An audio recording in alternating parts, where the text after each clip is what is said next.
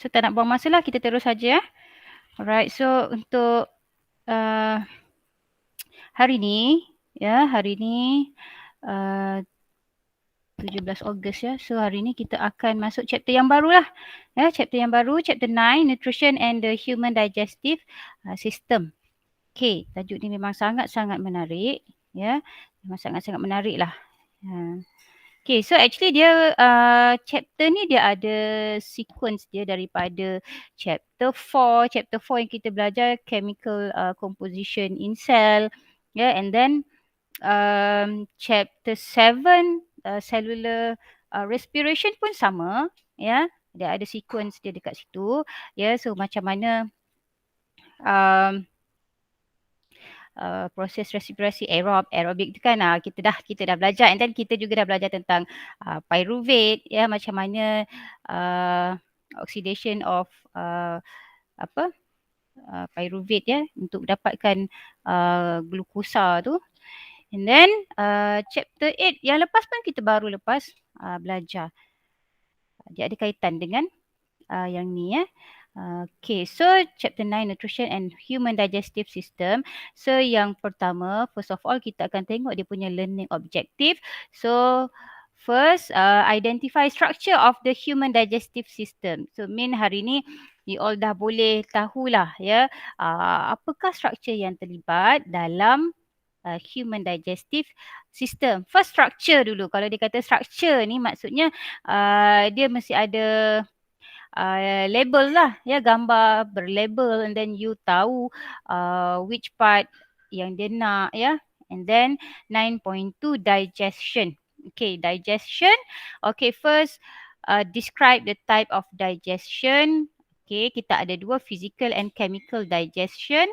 And then analyze the process and products of carbohydrate digestion in mouth. Okay, and then analyze the process and product of protein digestion in the stomach. Okay, and then describe the digestion of carbohydrate, proteins and lipids in the small intestine.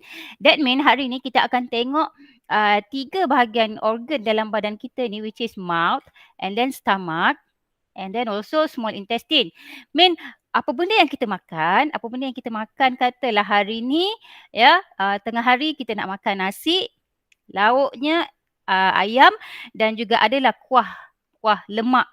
Okay, so dekat situ kita ada ambil kumpulan makanan yang berlainan, betul tak? Which is sebenarnya semua kumpulan makanan tersebut dia berlaku dekat lokasi yang berlainan. Dia punya digestion tu. Digestion berlaku dekat tempat-tempat yang berlainan.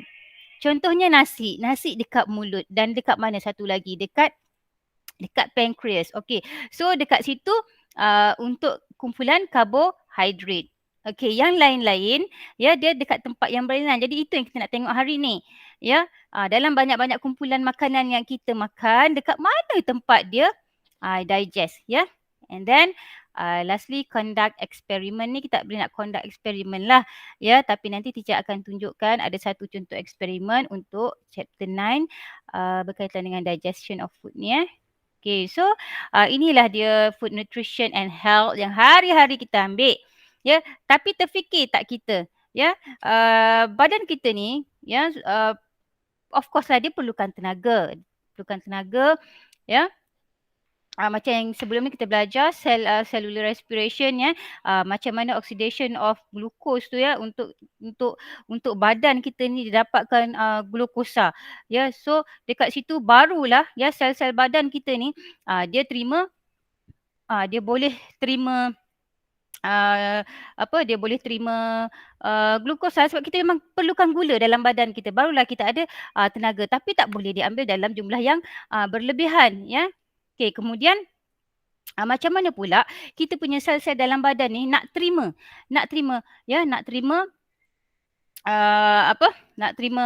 oksigen yang macam kita dah belajar yang chapter 8 yang lepas ya. So benda-benda macam ni ya, kadang-kadang kita terfikir ataupun tidak. Ya, kita makan nasi, kita makan ayam, macam-macam lah sekarang ni. Bentuk makanannya dah terlalu banyak dah ya. Okey, tapi macam mana ya makanan-makanan kita makan tu ditukarkan dalam bentuk Tenaga. Which is tenaga tu memang kita perlukan hari-hari. Ya, even kita nak berjalan, kita nak menulis pun semua memerlukan tenaga ya.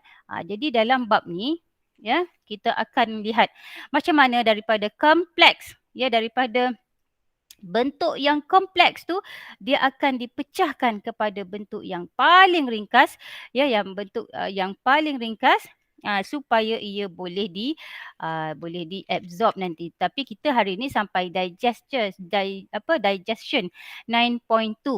9.3 absorption, tapi memang teacher tak rasa kita akan sampai 9.3 ya, sebab yang ini pun dah pada teacher sangat penting dan kita memang perlu faham satu persatu.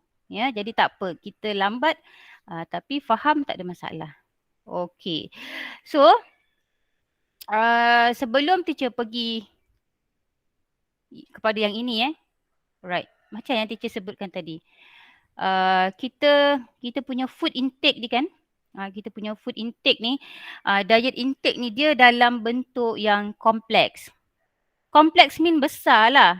Ya, bentuk yang besar. Jadi bila bentuk yang besar ni dia tak boleh nak diserap. Ya, dia tak boleh nak serapkan. Sekejap. Alright. Okay, yang ini. Teacher nak tunjukkan yang ini dulu. Okay. Alright, so dekat sini kita ada classes of food, carbohydrates, proteins and fats. Katalah you all makan sepinggan nasi yang ada carbohydrate ya, proteins and fats. Okay, so sekarang ni ya, kelas-kelas makanan yang you all ambil ni dia perlu diabsorb ya. Dia perlu diabsorb dalam bentuk yang paling ringkas ya, yang paling ringkas. Okay. Alright, so sekarang contohnya macam carbohydrates ni. Carbohydrates kita dah belajar dalam chapter 4. Ya, kita ada dekat sini ya. Okay, first monosaccharide. Monosaccharide. Kalau you all tak ingat, you all kena buat ulang kaji semula ya. Yang ini chapter 4. Chemical composition in cells. Okay, and then kita ada disaccharide. Okay, lastly kita ada polysaccharide.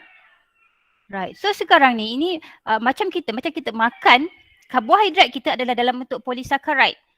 Okay ya, kita makan kanji, starch. Okay. Okay, kita punya, okay, dia punya rantaian Dia punya rantaian ni, dia macam ni. Okay, ini adalah starch.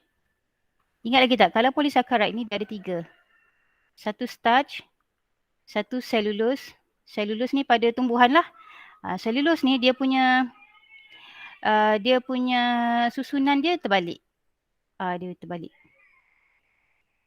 Okay, dia satu tegak, satu balik. Lah, and then satu lagi glycogen. Glycogen ni ya, dia ada ikatan yang panjang macam ni. Kemudian branch. Okey, katalah dia sampai sini dan branch. Okey. Right. Katalah dekat atas pun ada. Okey, so ini adalah glycogen. So, yang kita makan tu macam nasi tu ya. Okey, dia dekat dalam bentuk polysaccharide ni. Ya, polysaccharide. Ni. Kita makan nasi dalam bentuk kanji kan. Okey, so sekarang dia bentuk ni masih lagi kompleks, which is besar ya. Jadi kita kena tukarkan dia ya kepada bentuk yang lebih kecil, lebih ringkas supaya dia boleh digest. Kita perlu dalam bentuk yang ni dalam bentuk monosaccharide ni. Okey, daripada polysaccharide tu kita kena tukar dia ke bentuk monosaccharide. Ya, monosaccharide ingat lagi tak gula ringkas? Gula ringkas ada berapa? Ada 3 ya. So monosaccharide ni dia dalam, kenapa pen saya kecil sangat, hanya halus sangat.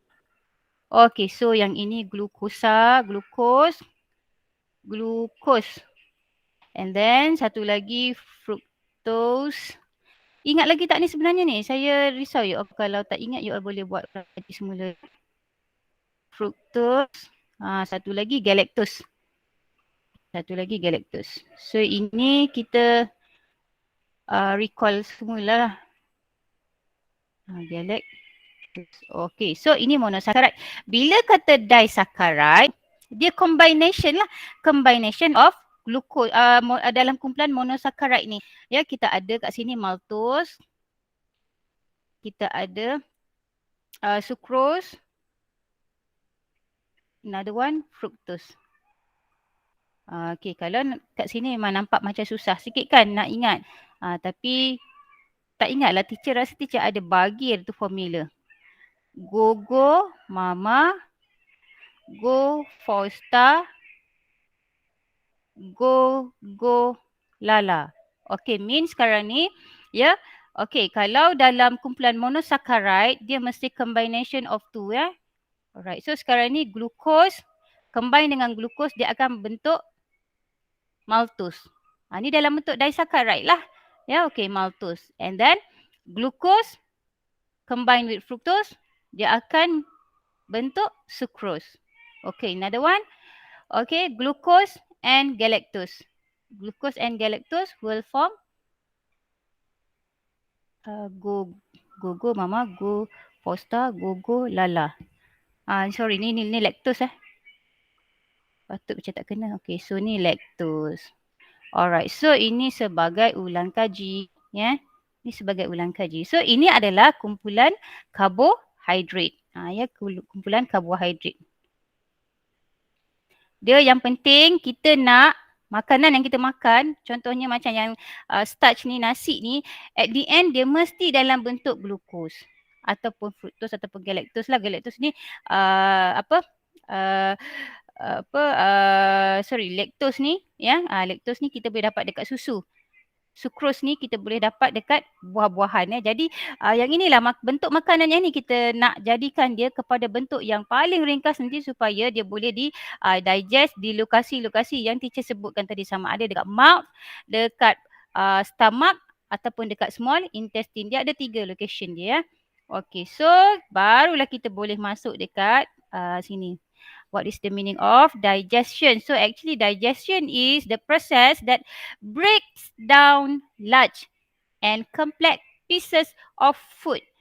Daripada bentuk yang besar, break down large and complex pieces of food into smaller and simple pieces that can be dissolved, for easy absorption. Mestilah, ya, sebab kita dah belajar sebelum ni, ya, contohnya macam glukosa tu kan. Okey. Dia cuma boleh dibawa ataupun dia cuma boleh melalui kita punya plasma membrane tu, dia boleh dibawa oleh carrier protein. Ya, carrier protein. Sebab sekarang ni, ya, dia nak masuk dekat dalam kita punya sel, betul tak? Dia nak masuk dalam kita punya sel, katalah ini adalah mitokondria, which is mitokondria ni dia memerlukan, dia kilang tenaga, betul tak? Dia kilang tenaga, dia perlukan, okay, kat sini oksigen.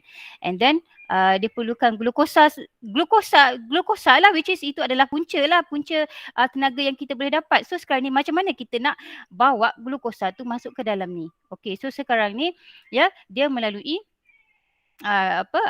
plasma membrane. So kalau kita nak bawa, ingat lagi tak bentuk ini adalah carrier protein. So sekarang carrier protein yang akan bawa glukosa masuk ke dalam kita punya sel. So sebab itulah dia mesti dalam bentuk paling ringkas, iaitu glukosa. Kalau dalam bentuk starch yang besar ni tadi, dia tak boleh masuk, ya, dia tak boleh dibawa oleh carrier protein, tak sesuai sebab masih bentuk yang sangat besar lagi, ya. Okey, itu yang dimaksudkan, dia mesti ditukarkan, ya, breakdowns, ya, into small pieces. Okay, so barulah boleh dibawa ke sel-sel dalam kita punya badan ni. Okay, so structure dia, so this is the structure of human digestive system, which is you all kena tahu satu persatu. Ya, okay, kita ada kat sini, kita ada mouth, and then salivary gland, okay, tongue, pharynx, esophagus, okay, liver, ini gallbladder, okay, bile duct yang ini. Okay, so this is stomach, pancreas dekat bawah stomach. Okay, so we also have small intestine. Can come up with a large intestine and then appendix, rectum and anus. So ini adalah dia punya structure. Tapi soalan tak adalah simply sangat. Dia nak tanya biasanya macam okay, okay, X refer to what. Yang itu je lah yang you all kena tahu. Ya, main kena ingat satu persatu dia punya structure. So end of structure. Ya, okay. So kita pergi terus kepada sebenarnya digestion kita ni dia ada dua. Dia ada, ya, there are two types of digestion, which is number one is physical digestion and then chemical digestion. So apa maksud physical digestion ni? Physical digestion ni dia macam bila you all makan, ya, dia akan melibatkan the mechanical breakdown of food to form small particles. You all kena kunyah kan, betul tak? You all makan, masuk dalam mulut and then you all kunyah. Kunyah sampailah dia menjadi particles yang kecil supaya dia boleh masuk dekat you all punya trachea ni. Kalau besar, macam mana dia nak masuk? Dia tak boleh nak masuk nanti. So that's why you all kalau makan nasi, you all kena kunyah lama-lama. Ya, kunyah banyak kali. Kalau nak ikut sunnah 40 kali, betul tak? Barulah. Sebab itulah sunnah Nabi apa semua tu, itu semua dia ada sebab dia. Bukan saja-saja buat.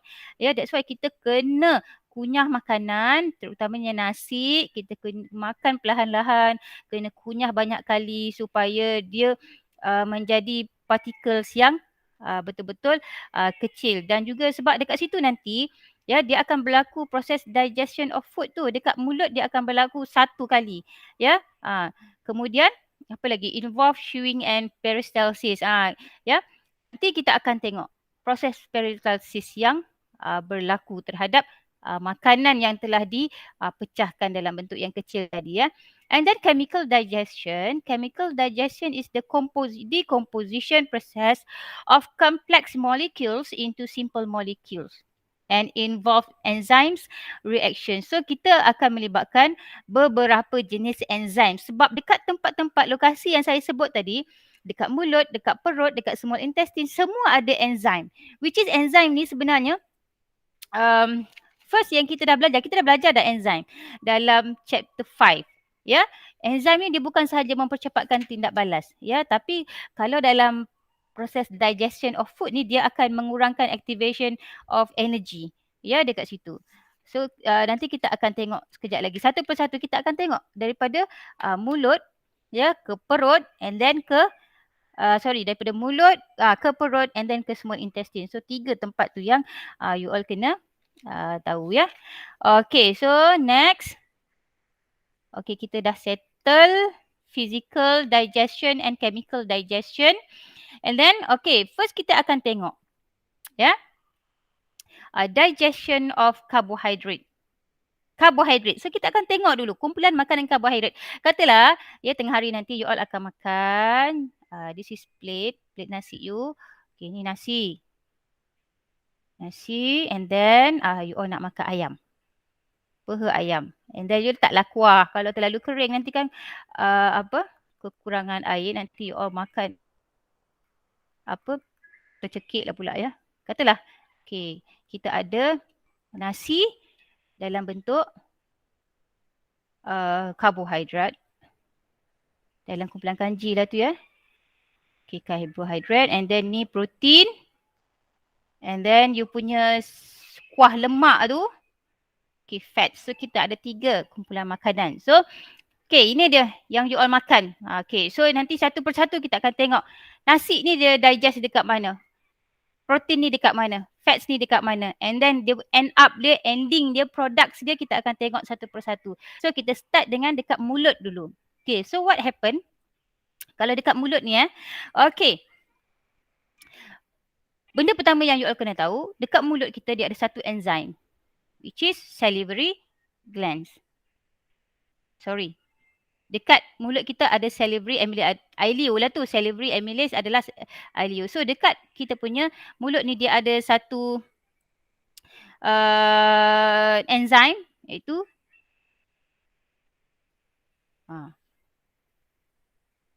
okay, salivary amylase, ya. Okay, ni salivary glands. Right.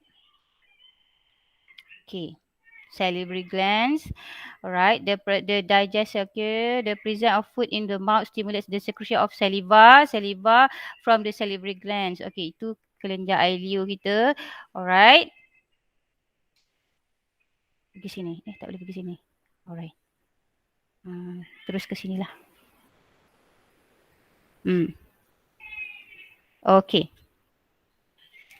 Alright. Okay.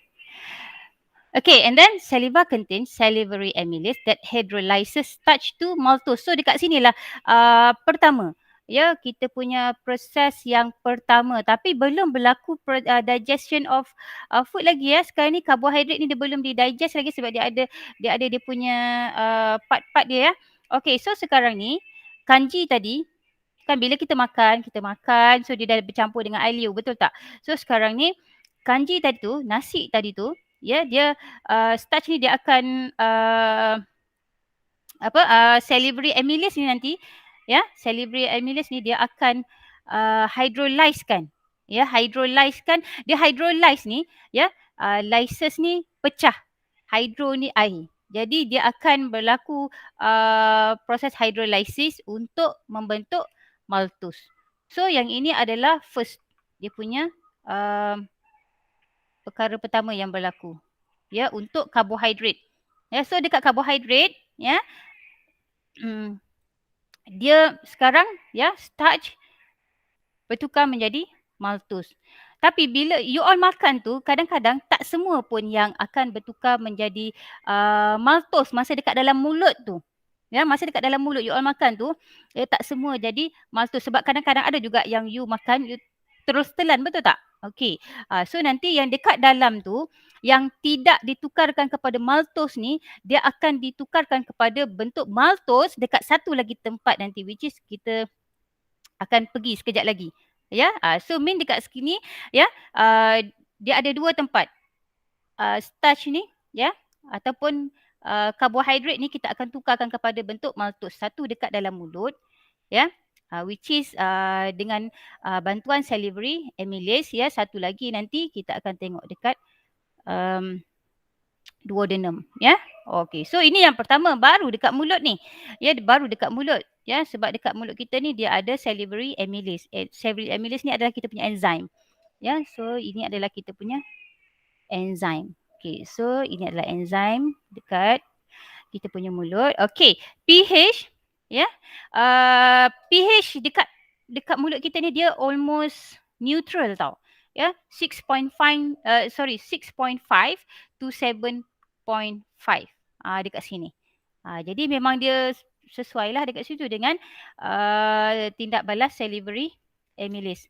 Okey, sebab amylase ni dia kena pH yang optimum, yang betul-betul bersesuaian, baru dia akan bertindak balas. Okey.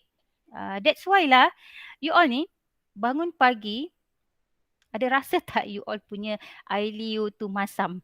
Air liur ni malah masam kan kalau pagi-pagi kan? Sebab apa? Kalau malam you all tak gosok gigi, ya, you all tak gosok gigi, dekat celah-celah gigi you all tu dia ada bakteria tau, dia ada bakteria. So sekarang ni ada sisa-sisa makanan lah. Jadi sekarang ni bakteria yang dekat celah-celah gigi tu dia akan makan you all punya sisa-sisa makanan tu. Ya, dia akan makan you all punya sisa-sisa makanan tu. Jadi sekarang ni produk yang ialah yang bakteria makan sisa-sisa tu, dia dalam bentuk asid. Ya, sebab itulah bila bangun pagi air liur kita akan jadi masam. That's why bangun pagi terus gosok gigi, which is kita perlukan toothpaste yang sifat dia alkaline. So bila you all punya dalaman dalam mulut tu, ya, dia dah acidic, so you all kena gosok gigi dengan toothpaste yang alkaline. So sekarang ni dia dapat sediakan environment mulut you dalam keadaan yang neutral semula lah. Ya, dalam keadaan yang neutral. Sebab itulah bangun pagi kena terus gosok gigi, ya. Right, iklan saja. Okay, and then kita teruskan dekat sini. Kita masih lagi berada dekat dalam mulut. Ya, digestion dekat mouth ya. Okey, so dekat sini saya nak cerita dekat sini lah, okey ya. Okey, so inilah yang dikatakan proses peristalsis yang ini tadi, proses peristalsis ni. Ya, involve chewing and peristalsis. Okey, peristalsis ni dia proses dia uh, rheumatic dia beritma. Macam nak masuk makanan yang nak masuk tu dia dia apa? Dia macam mana dia kecut and then dia tolak bahan makanan tu and then dia tolak and then dia kecut lagi and then dia tolak. Dia beritma lah, rhythmic ya dekat sini. Ada disebut is the rhythmic action and relaxation. Okay, so kita teruskan lagi. So dekat sini ni. Okay. Yang ini, yang bulat ni, inilah sebenarnya kita panggil bolus. B-O-L-U-S. Ada tak dekat dalam ni? Okey, ni dia. Okey, bolus. Bolus ni sebenarnya adalah ya gabungan-gabungan yang tadi kan maltos yang maltos ya yang produk yang kita dah digest tadilah dekat dalam mulut. Yang first maltose daripada starch into maltose. And then starch itself kan teacher ada cakap tadi. Kadang-kadang you all makan, you all kunyah, ada yang dah didigest ke bentuk maltose masa dekat dalam mulut. Tetapi ada juga yang tak sempat nak digest. Mean you all makan, ada yang terus you all telan. Okay, so that's why masih lagi ada dalam bentuk starch. Yeah, and then protein yang tadilah you all makan ayam and then lipid ni kuah lemak yang you all makan. Jadi semua ni ya dia terbentuk dalam bolus. Dia bulat lah. Bolus. So kalau tanya what is bolus? Bolus yang ini. Dia terdiri daripada makanan-makanan yang kita makan tadi. Okay. And then when swallowing, the epiglottis will close the trachea opening to prevent food from entering the trachea. Okay, so mana satu epiglottis? Ni ya. Ni adalah epiglottis. Ya. Dia sebut dekat sini epiglottis macam yang kita belajar sebelum ni masa chapter 8 ya, respiratory or system of frog. Ya, dia ada glottis. Ingat tak glottis? Kalau manusia ni dia ada epiglottis, lokasi dia dekat sini. Okay, ya. So bila you all punya makanan ni bolus tu dia dah turun, ya, epiglottis ni dia akan tutup supaya makanan tu dia tak naik balik pergi dekat trachea. Ya, yang ini dia bentuk C shape. Ya, ni masa ni dia okay, ini you all punya makanan. Makanan dia dah turns to bolus tu kan dalam bentuk bolus tu. So dia akan turun.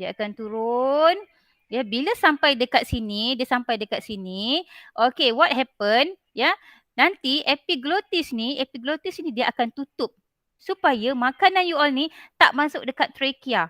Sebab dia berada bersebelahan ni. Tak masuk dekat trachea. Sebab trachea ni kan trachea dia akan sambung ke tracheal ya. Bronchial and then alveolus kan. Jadi yang ini dia melibatkan you all punya sistem pernafasan ya. Jadi dia bukan dalam sistem pencernaan. Jadi sebab itulah ya bila bolus ni dia dah turun, nanti epiglottis ni dia akan tutup. Ini adalah epiglottis kalau you all nampak. Sekejap teacher bulatkan. Okay, ni ni. Okay, so bila makanan tu dia dah turun, yang ni penting tau. Ya. Okay, so bila makanan yang hijau ni, ya dia dah turun. Ya, ni nampak tak epiglottis ni dia akan tutup you all punya trachea ni. Ni trachea ni. This is trachea. Ya, bolus ni dia tak masuk dekat trachea. Ya, alright. Okay, so that's epiglottis. Alright, okay. So in the esophagus, the food bolus is moved by peristalsis. Okay, so yang ini peristalsis, ya. Okay, the peristalsis, the rheumatic contraction and relaxation of muscles along the alimentary canal. Okay, sampailah ya, sampailah makanan tu ya sampai dekat stomach. Peristalsis ni dia akan berlaku sampailah bolus ni tadi, bolus ni sampai dekat kita punya stomach. Okay. So itu sahaja. So mulut you all kena ingat first ya, kita ada salivary amylase, and then carbohydrate dia akan tukarkan kepada maltose. Alright. Tapi yang ini belum berlaku digestion lagi, tak boleh digest lagi sebab maltose ni dia belum lagi gula ringkas. Kita kena tukarkan dia kepada monosaccharide, glukos. Ya, barulah boleh didigest nanti. Okay, so kita akan tengok yang kedua, stomach dekat perut. Kita ketepikan dahulu yang dekat mouth tadi tu. Ya, kita tengok dekat perut pula. Okay. So, digestion of protein in the stomach. Okay, so sekarang stomach. Okay. So sekarang ni kita nak tengok apa jadi pada ayam yang kita makan.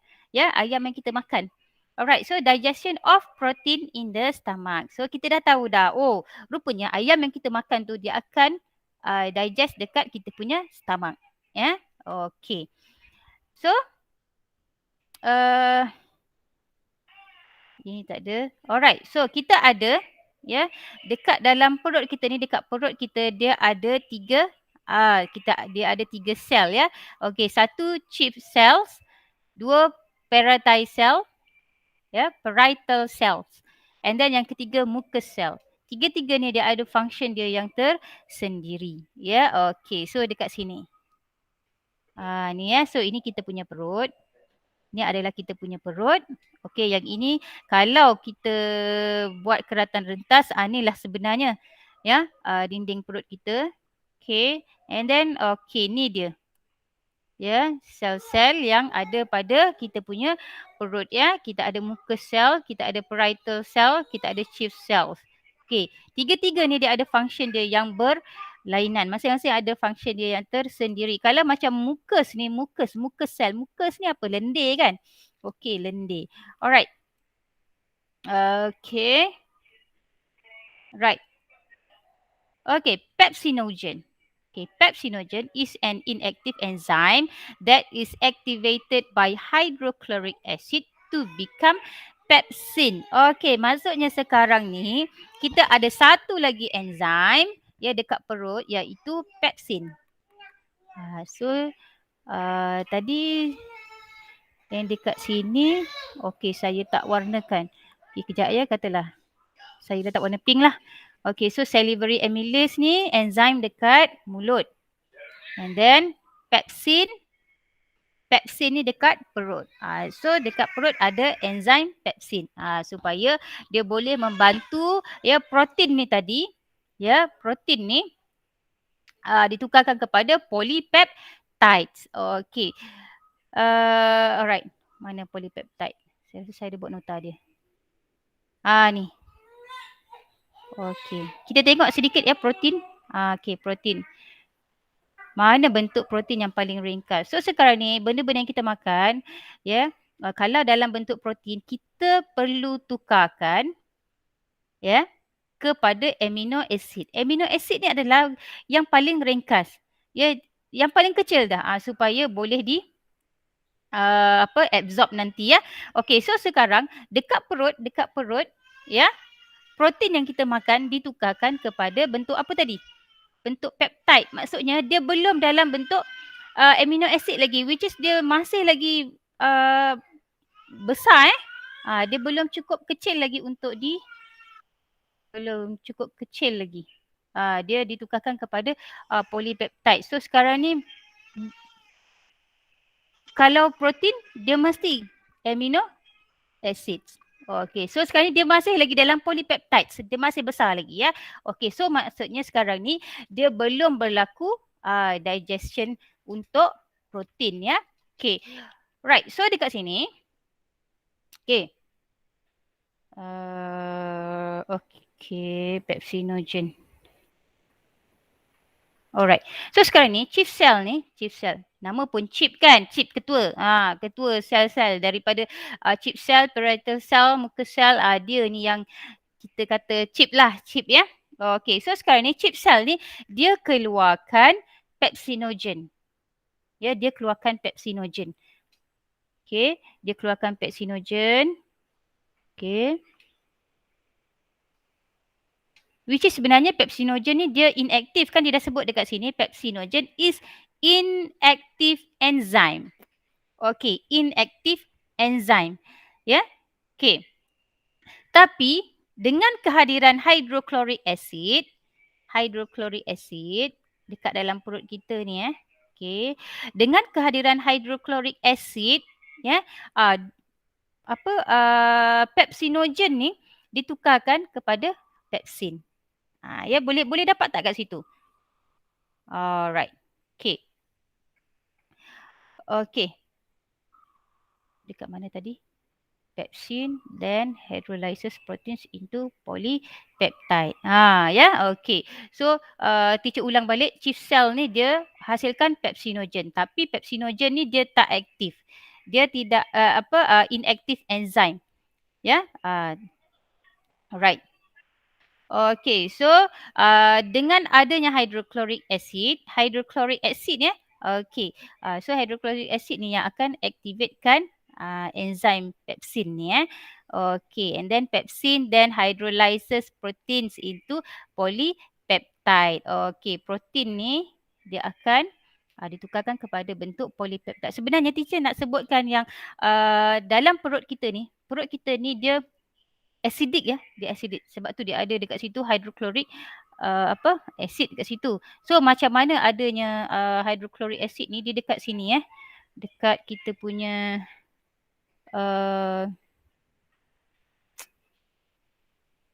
tak adalah pula dekat sini. Okey. Tak apalah. Bolehlah kat sini. Okey, so dekat sini dia kejap.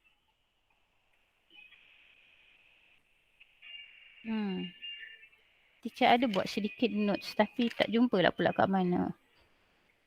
Okey, tak apalah. So dekat sini dia ada ion-ion H+. Ya, so dia ada ion-ion H+ dekat situ. Ya, sebab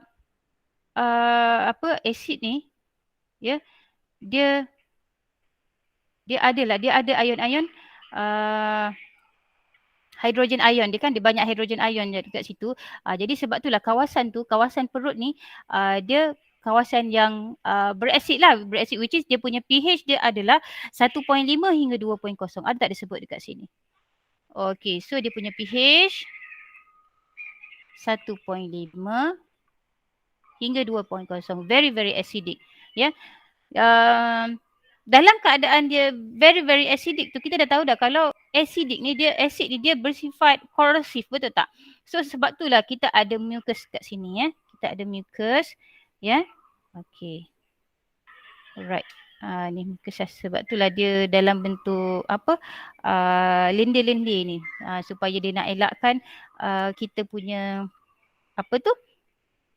dinding perut ni cepat terakis ya. Okey, so dalam soalan dia akan tanya apakah function, what is the function of hydrochloric acid kat dalam kita punya perut ni. Okey. Ada tak disebut kat situ? Okey, kat sini Alright. Okay, the functions of hydrochloric acids. Okay, first dia nak prepare a medium with a suitable pH. Okay, 1.5 to 2.0. Sebab macam teacher sebut tadi, dia enzim dia cuma akan bertindak balas pada pH yang optimum. Betul-betul bersesuaian baru dia boleh bertindak balas. So pepsin ni dia hanya akan bertindak balas pada pH 1.5 hingga 2.0. That means barulah dia boleh membantu menukarkan protein kepada polypeptides. Okey, makanan ayam kita ni sekarang ni sudah pun ditukarkan kepada polypeptides. Ya. Okey, dekat dalam perut Okey, and then number 2, So tadi dia punya pH 1.5 to 2.0 and then stop the enzymatic action of salivary amylase. Okay, so sekarang ni sebab ya makanan kita tadi, okay, yang tadi dalam bentuk karbohidrat tu kan, okay, dia perlu berhentikan apa tu tindak balas salivary amylase ni supaya dekat perut ni dia tak ada apa-apa tindak balas yang melibatkan karbohidrat lagi dah. That's why dia perlu stop the enzymatic action of salivary amylase. Dah sampai situ je. Okay, you tak boleh bertindak balas lagi dekat sini. Ini kawasan saya. So salivary amylase ni dia stopkan. Di-stopkan ya dia punya enzymatic action ni oleh hydrochloric acid. Okay, dah cukup dah. Dia tak boleh salivary amylase ni tak boleh lagi bertindak balas dekat dalam perut ya. And then C, kill bacteria in food ya, kill bacteria in food. Okay. Right. So the function of mucus, mucus ni tadi sebab ya perut kita dia dalam condition acidic kan. Okay, so the function of mucus is protect the stomach wall from the reaction of hydrochloric acid and digestive enzyme. Kalau tak ada mucus ni nanti macam mana pula kan? Nanti korosif pula ya. Okay.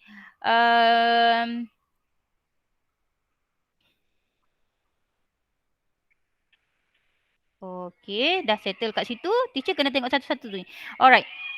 Kita pergi dekat sini. Okay. The food in stomach is mixed with gastric juice made up of hydrochloric acid and peptide. Okay, tak payah. Cuma teacher nak you all ingat dekat dalam perut kita ni ada satu enzim which is pepsin. And then kita punya protein sekarang dah ditukar kepada polypeptide. Masih lagi, belum lagi ringkas ya. Dia belum lagi ditukar kepada amino acid. Okay, cuma dekat sini teacher nak terangkan dekat sini, makanan kita dekat dalam perut, ya, masih lagi cerita tentang perut, ya, okay, is churned by the peristalsis action of the stomach wall muscles for a few hours. So sekarang ni dia berlaku proses, dia berlaku churn dekat dalam kita punya perut tu. Finally dia akan membentuk chyme. Okay, dia membentuk chyme. Okay, so sekarang ni kita nak start dengan digestion dekat small intestine. Jadi sebelum kita mulakan, ya, sebelum dia start digestion dekat intestine tu, makanan kita ni, ya, dia kena ditukarkan kepada bentuk chyme. Dia mesti dalam bentuk chyme, ya, supaya nanti makanan dekat dalam perut tu dia akan keluar ke duodenum. Ya. Okey. So dekat sini, okey, ni chyme ya. Okey, so teacher nak cerita tentang sprinters ni. Okey, dekat kita punya perut. Okey. Perut, dekat perut kita ni. Okey, dia ada satu. Sekejap. Okey.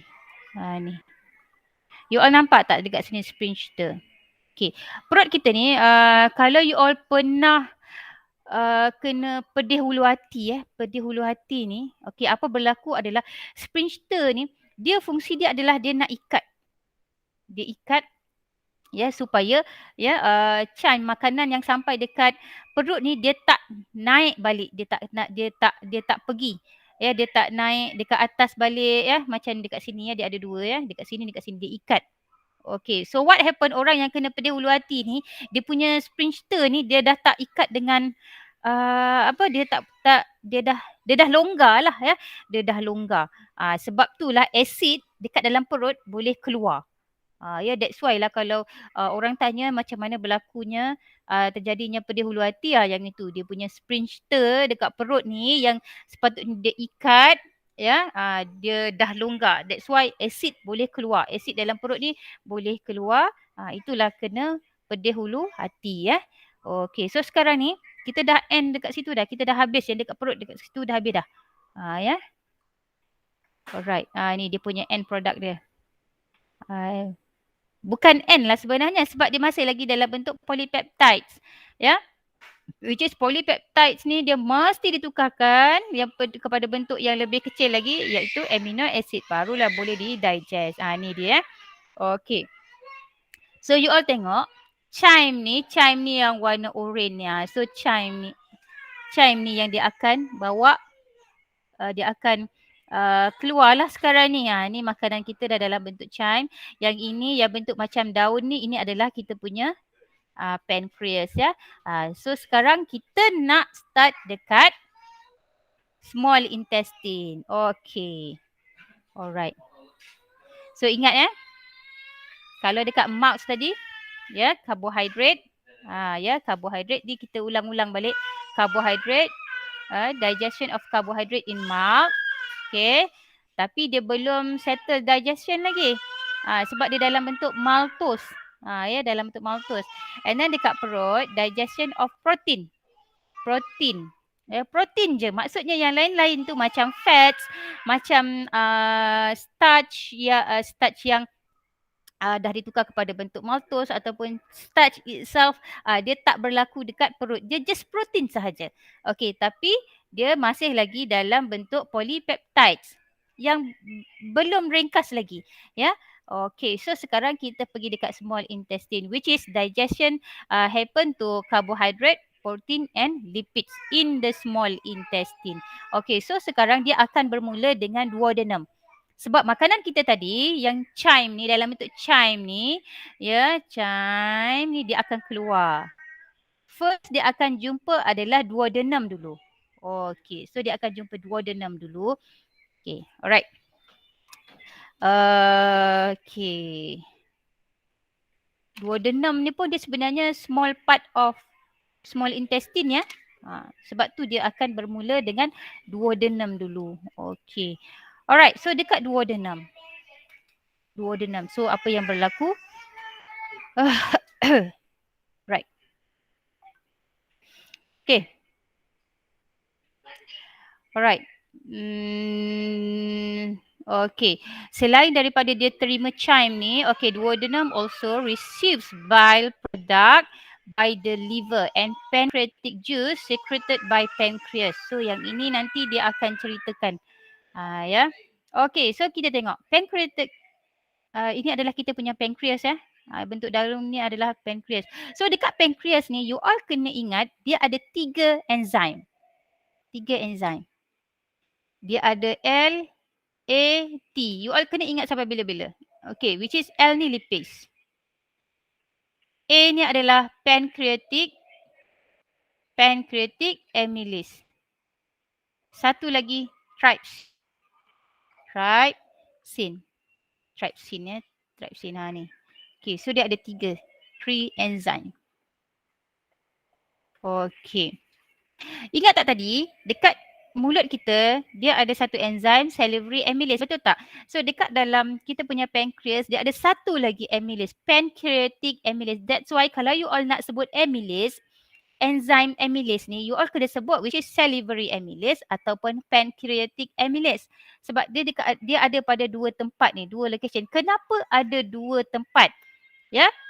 Okay, sebab tadi ingat tak, masa you all makan, you all kunyah-kunyah, ada certain carbohydrate yang tak tertukar kepada bentuk maltose, betul tak? Macam yang ini. Ya, dalam bentuk bolus ni tadi yang turun, yang dah dalam bentuk maltose, yang dalam bentuk bolus ni dia ada maltose. Yang tadilah yang dah ditukarkan daripada kanji kepada maltose. Kemudian dia ada juga starch, maksudnya yang you makan, you kunyah-kunyah nasi, ada juga nasi yang tak ditukarkan kepada maltose. Jadi dekat situlah dia akan tukarkan, ya, dekat sini. Ya, supaya dia akan pastikan semua karbohidrat tu dah ditukarkan kepada maltose ya. Okey. So dekat sini kita akan tengok satu persatu. Okey. Alright. 3 tadi ya, 3 enzim dah tahu dah. Ya, LAT, LAT. Kalau you all tahu, LAT ni adalah seorang kartunis ya, kartunis zaman dulu dulu-dulu kartun LAT tu Okey, so ingat lipase, pancreatic amylase and trypsin. Okey, so itu dekat pancreas kita. Okey, so sekarang teacher kena cerita dulu tentang liver ni ya. Okey, liver. Right. Dekat kita punya hati ni, hati kita ni dia produce bile. Ya, dia produce bile. Bile tahu tak apa bile? Tu apa tu yang warna apa tu? bile lah ya. And then gallbladder stores bile. Kalau you all siang, kalau you all ni lah cuci ikan ke kan, nampak tak warna hijau tu. So hijau tu dia pahit ya, gallbladder tu. Apa yang nak sebut gallbladder? Gallbladder dalam bahasa Melayu? Okay. And then the bile flows into the duodenum through the bile duct. Ini adalah bile duct. Jadi sekarang ni ya, dia akan bile ni dia akan turun ke duodenum melalui bile duct. Okay, function of bile. Okay, neutralize the acidic chyme. Ya, sebab itulah dia ada kaitan juga dengan bile ni, walaupun tadi daripada perut and then ke duodenum, tiba-tiba kita pergi dekat liver pula kan, sebab dia ada sequence dia dekat situ. Ya, sebab apa? Dia neutralize the acidic of chyme. And then dia prepare an alkali condition. So dekat situ ya, liver ni dia punya function dia, dia nak prepare alkali condition supaya enzim ni dia boleh bertindak balas dekat duodenum. So apa dia punya pH? pH dia ni ya, pH dia adalah 7.6 to 8.6, which is alkali kat situ. Okay, and then emulsify lipids by breaking down lipids into tiny droplets to increase surface area for lipase activity. Okay, so yang ini, okay, lipids kan, lemak yang kita makan tu dia insoluble. Insoluble mean macam ni ya. Cuba kalau you all campurkan minyak dengan air, and then you all goncang. Okay, what happen? Minyak tu dia akan berada dekat atas, dia takkan bercampur dengan air. Ya, so itulah sebabnya dia akan emulsify lipids ni ya, dengan cara dia breaking down lipids into tiny droplets kepada bentuk droplets. Ya, supaya dia ada large surface area lah dekat situ untuk lipase activity, lipase dekat situ ya. Okey. Sebab itulah bila dalam bentuk insoluble, lemak ni kalau dia dalam bentuk insoluble ni ya, dia badan kita susah nak digest. Sebab tu you all kena kurangkan pengambilan lemak dalam you all punya makanan. Sebab dia insoluble. Kurangkan goreng-goreng ni ya. Goreng-goreng ni bila you all makan terlalu banyak, dia susah nak digest. Ya, macam you all bayangkan air you letak minyak. Bila goncang-goncang, minyak tu akan berada dekat lapisan paling atas. Macam itulah you all punya keadaannya. Okay, so bila dia dah tukar kepada bentuk yang tiny droplets, barulah dia senang nak ni ya, dia nak digest ya. Okay, so kita end dekat sini, liver ni dah settle dah kat situ ya. Okay, so teacher nak cerita tentang apa satu penyakit, apa ya, batu hempedu ya, batu hempedu. So macam mana boleh berlakunya ya batu hempedu ni? Batu hempedu tu dia ada kaitan dengan kita punya liver, kita punya gallbladder kat sini ya. Okay, so macam mana berlaku dekat kita punya gallbladder ni, dekat sini kan dia ada salt tau, salt apa? Salt lah. Dia ada garam dekat sini. So sekarang ni garam tu dia dah crystallize dah. Dia dah garam tu dia dah jadi bentuk kristal dah. Kristal. Mean dia dah besar-besar lah sekarang ni. Ya, jadi sebab tu bila dia dah membentuk kepada kristal tu, dia dah block dekat kawasan sini ya. Dia dah block dekat kawasan sini. Ya, jadi dia tak boleh lah nak secret gallbladder ni, dia tak boleh nak macam ni ya. Dia tak boleh nak secreted lah.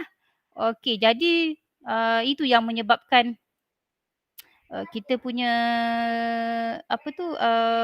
batu hempedu tu terbentuk dekat situlah.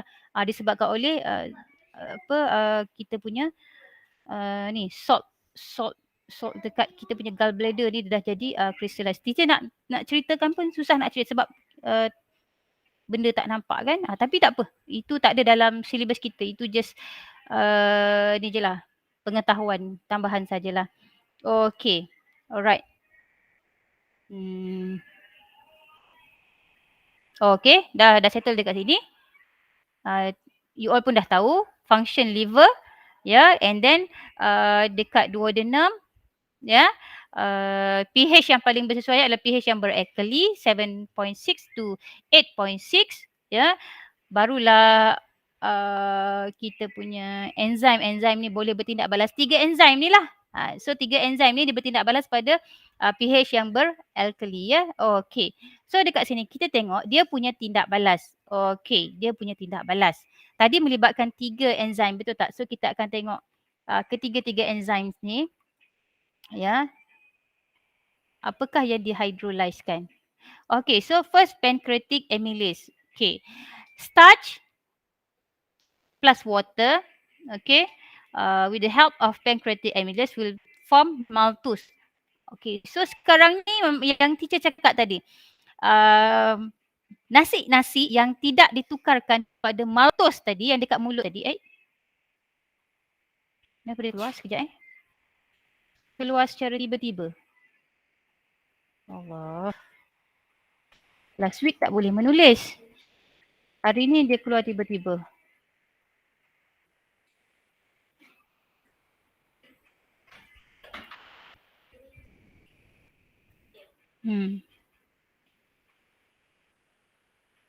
Okay, sekejap.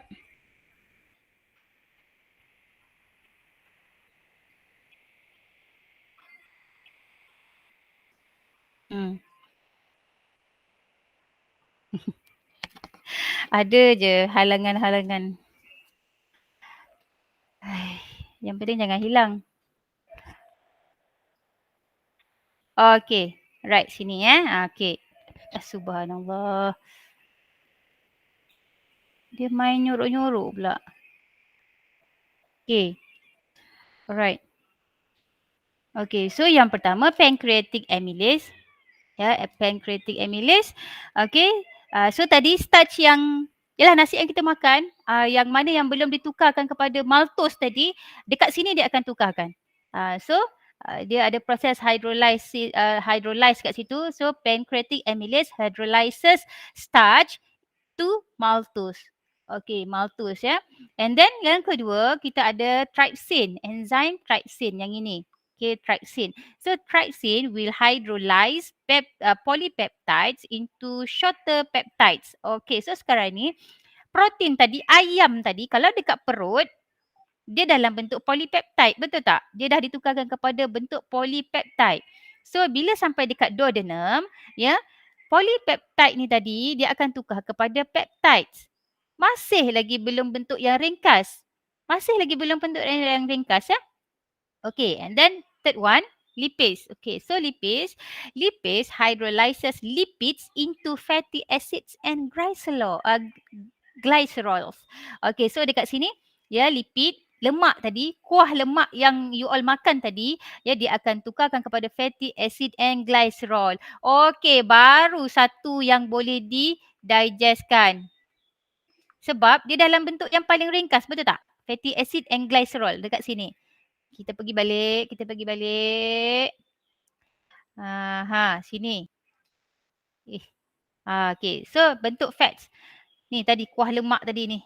Okay, dia dalam bentuk fatty acid and glycerol. Mean sekarang ni kuah lemak yang kita makan, itulah dia punya end product dia yang boleh diabsorb sekarang. Dah, sebab dia dah dalam bentuk yang ringkas. Yang ini fats. Okay, dia menggunakan enzim dia adalah lipase, ya.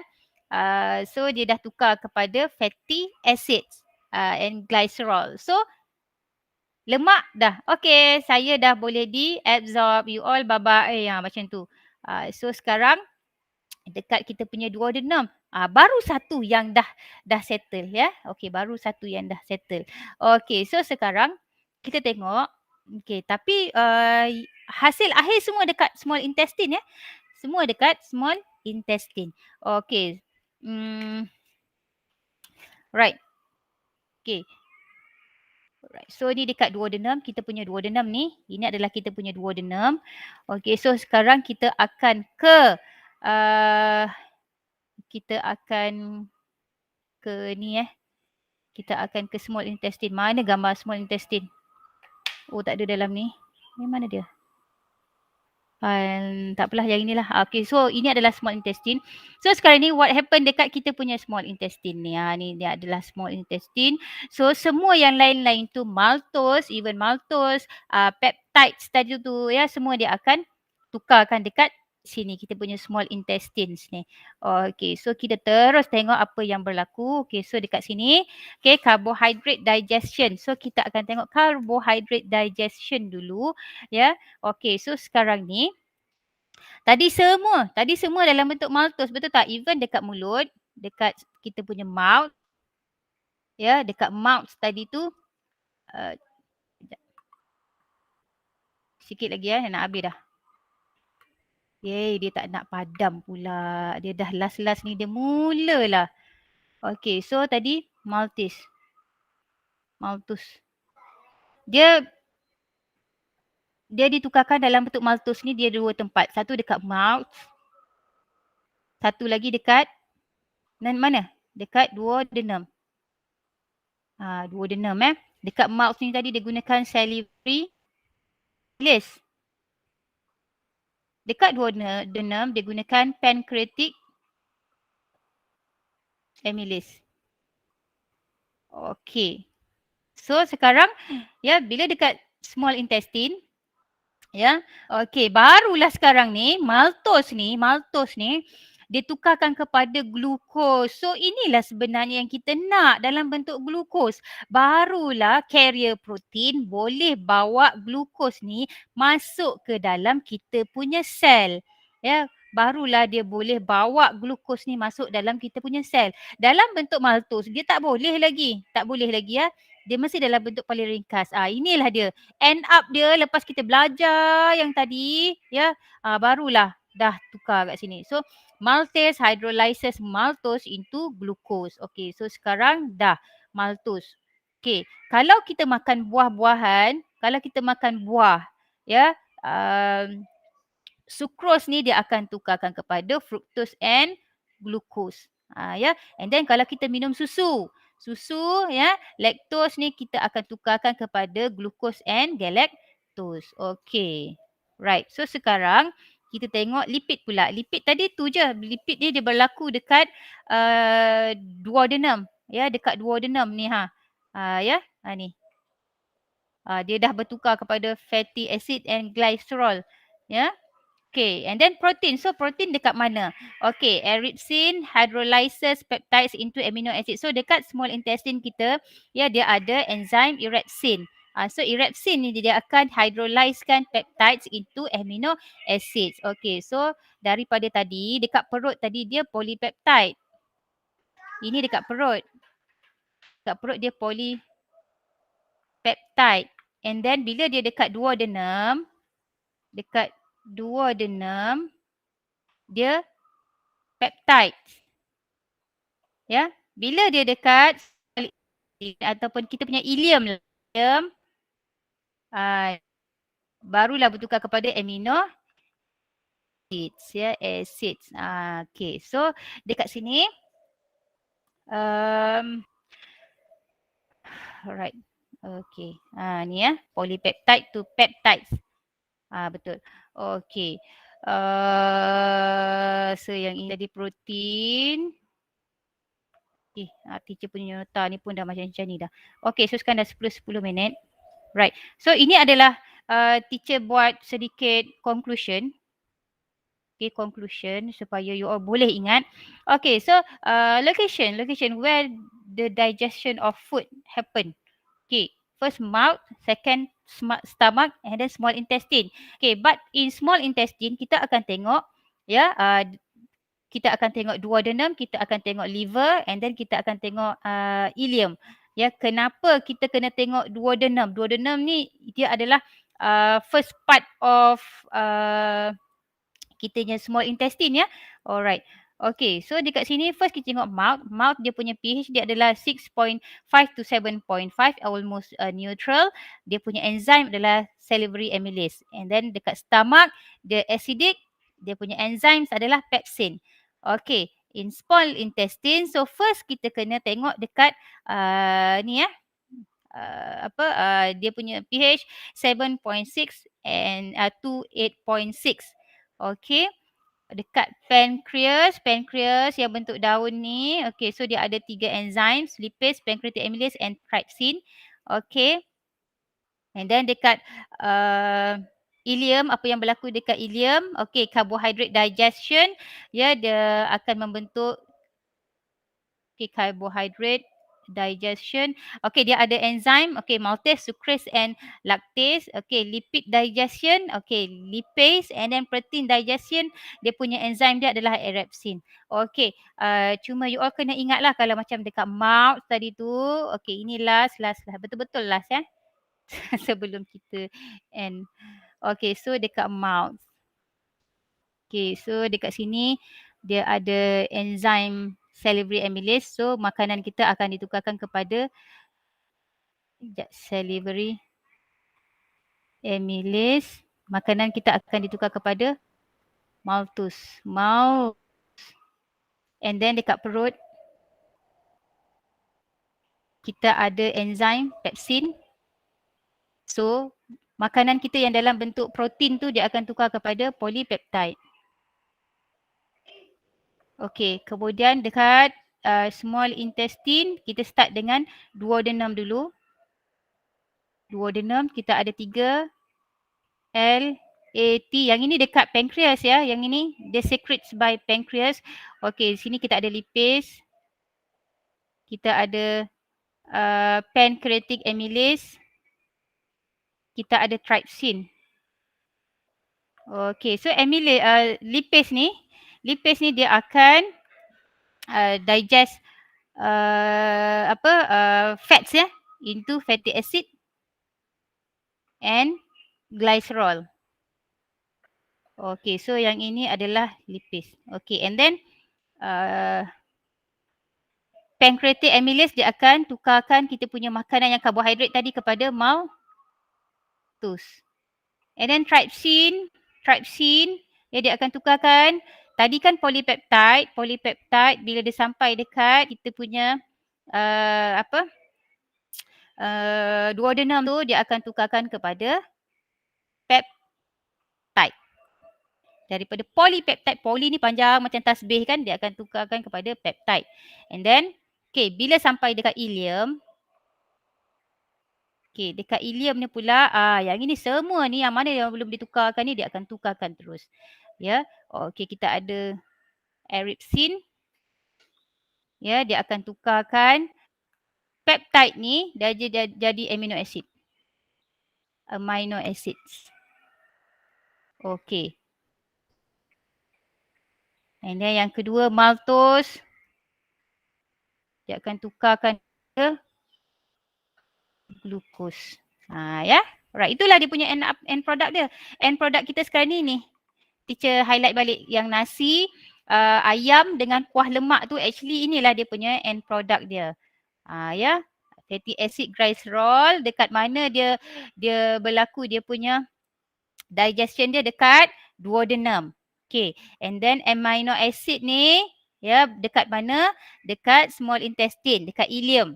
Ya, and then glucose dekat mana? Pun dekat ileum. Ya, so 3 ni lah yang kita nak jadikan ke bentuk yang paling ringkas. Okay, so itu sahaja untuk untuk yang 9.1 dengan 9.2. Itulah teacher cakap 9.2 ni dia memang panjang ya. Okay, right. Teacher rasa sampai tu saja.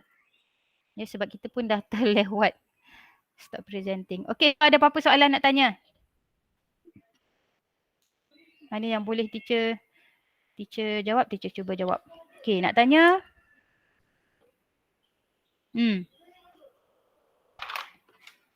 Tak apa, tak situ dulu. Kononnya tadi teacher nak suruh you all jawab soalan yang dekat textbook ni. Tapi tak apalah, tak sempat nanti.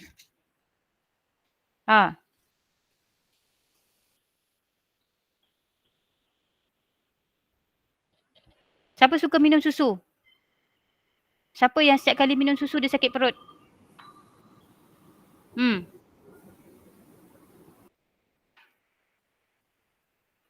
Pernah tak minum susu sakit perut? Tak. Tak pernah?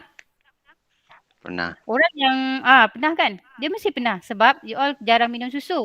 Okey, kenapa? Sebab you all punya badan ni dia tak boleh nak produce enzim laktis. So sebab itulah bila kita minum susu kita akan rasa sakit sakit perut ya sebab laktis tak boleh nak dihasilkan. Jadi bila laktis ni tak boleh lactose intolerant ke? Okey, kejap. Okey, so sebab dekat kita punya large intestine ni dia ada bakteria. Jadi dia akan makan laktos tu. Bila bakteria tu dia makan sumber susu tu, ya, dia akan hasilkan metin. Metin. Kita ni manusia ni pun sebenarnya hasilkan gas juga. Metin ni gas ya, gas yang boleh terbakar. Ya. Jangan tak tahu pula. So that's why kalau you all kentut ke, that's why dia berbau sebab bakteria tu. Tu je lah kalau ni. Tapi macam baby kan, macam baby kalau dia minum susu, ya, dia takkan berak-berak tak, dia takkan sakit perut. Sebab apa? Itu susu tu adalah sumber makanan dia, sumber glukosa dia, sumber dia dapatkan tenaga dia. Itu je yang dia boleh minum lah. Makan dia tak boleh lagi. Ya. Jadi macam baby ni dia tak samalah macam kita. Ya, jadi memang badan dia sendiri akan keluarkan enzim laktis tu untuk dia produce energy. Tapi bila dia dah besar, dia pun dah kurang minum susu kan. Jadi macam badan dia macam dah tak macam baby lagi lah. Kalau masa baby, ya badan dia memang akan hasilkan enzim laktis. Jadi sebab itulah dia boleh tukarkan laktos tu kepada galactose and glucose. Tapi bila dah besar ni, you all pun dah jarang minum susu kan. That's why lah you all punya body ni dia takkan automatically hasilkan enzim laktis ya. That's why kalau kita minum, ada yang certain orang dia minum dia akan sakit perut. Sebab badan kita dah tak menghasilkan macam baby dululah. Ya. Okey. Ada nak tanya apa panjang ni? Kita chapter 9 ni dia ada sampai 9.7 ni. Ya, dia ada sampai 9.7. Okey, kita baru 9.2. Ya, sikit sangat. Okey, ada apa-apa nak tanya?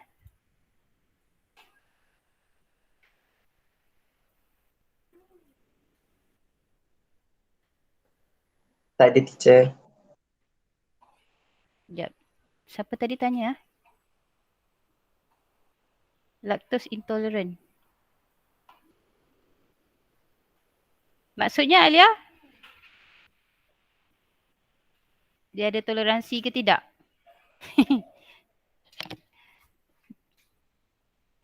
Tak, kalau badan kita, kalau kalau minum, yelah kalau kita kerap minum susu, ya badan kita memang dia akan produce lactase. Ya, enzim lactase which is dia akan hydrolyzekan ya laktos tu kepada galactose and glucose. So kita akan dapat sumber energi daripada susu tu. But macam itulah, that's why kita memang kena selalu minum susu supaya badan kita ni bila dia dah biasa dah terima susu kan. Dia dah macam hari ni ada susu, hari ni minum susu. Jadi dia akan produce. Tapi kalau kita macam jarang minum kan, dia macam what for? Macam nak buat apa aku hasilkan laktis ya, sebab you pun tak minum susu macam tu. That's why you akan sakit perut. Macam tu. Ya. So kerap-kerap lah minum susu. Tak rugi pun untuk you all punya tulang. Ya. Okay, ada apa-apa nak tanya? Saya masih lagi record Okay, saya stop record. Okay, so rasanya tak ada apa-apa lagi dah. So jumpa lagi minggu depan.